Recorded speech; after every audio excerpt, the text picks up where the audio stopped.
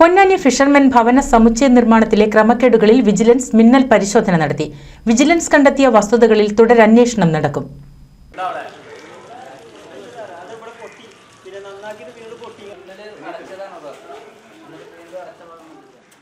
നിർമ്മാണം പൂർത്തീകരിച്ച് 8 മാസത്തിനകം ചുമരുകളിൽ വിള്ളൽ അനുഭവപ്പെടുകയും മലിനജലം ഒഴുകിപ്പോകാൻ സൗകര്യമില്ലാതെ പ്രയാസത്തിലാവുകയും ചെയ്തതിനെ തുടർന്ന് നൽകിയ പരാതിയിലാണ് വിജിലൻസ് സംഘം പരിശോധന നടത്തിയത്.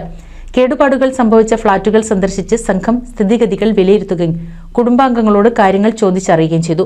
2 സ്ഥലങ്ങളിൽ കാര്യമായ പൊട്ടൽ ഉണ്ടായതായി സംഘം വിലയിരുത്തി. മറ്റ് ഫ്ളാറ്റുകളിൽ ചൂട് കാരണമുണ്ടായ ചിന്നൽ മാത്രമാണ് ഉണ്ടായതെന്നാണ് നിഗമനം.